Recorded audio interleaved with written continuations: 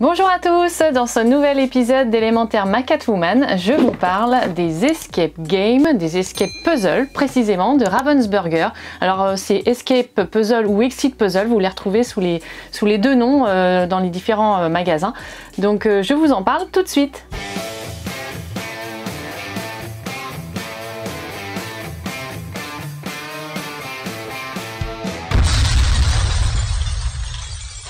Dans une boîte d'escape puzzle, vous retrouvez 759 pièces, un gros paquet donc de pièces à donc remettre ensemble.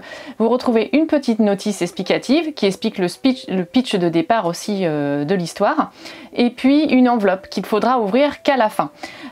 Donc le principe, bien sûr, il est déjà de reconstituer le puzzle par rapport à l'image qui est représentée sur la boîte. Et ensuite, vous allez devoir résoudre une série d'énigmes. C'est variable, suivant les boîtes, ça peut être entre 6 à 8 énigmes à peu près. Il y a plusieurs types de puzzles dans la gamme, hein. Il y a à peu près une quinzaine de titres parus, avec des difficultés différentes, allant de facile à plutôt très difficile. Il y aura toujours le même nombre de pièces, donc ça change pas, mais en tout cas c'est effectivement la difficulté pour la composition du puzzle qui va différer, et puis la difficulté des énigmes. Dans la boîte que j'ai notamment finie il n'y a pas longtemps, donc sur le vampire, il va falloir reconnaître les différences en fait. Il y a d'abord finalement, mais bon ça c'est sans spoil, hein, c'est globalement dans les puzzles, vous allez vous apercevoir assez rapidement qu'il y a des différences. Donc c'est un peu le jeu des 7 erreurs quand vous allez recomposer votre puzzle. Et une fois qu'il sera entièrement refait, vous allez devoir vous creuser les méninges et peut-être voir sur ces différences qu'est-ce qui peut vous amener à résoudre les énigmes.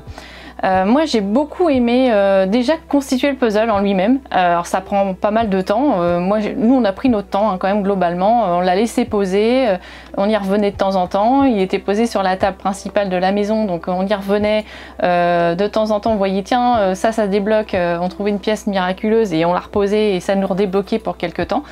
On l'a laissé poser comme ça, et ça j'ai vraiment aimé voir aussi les différences qui se profilaient au fil finalement de la composition du puzzle. Ce qui est sympa dans cette gamme également, c'est qu'il y a aussi des escape puzzle kids.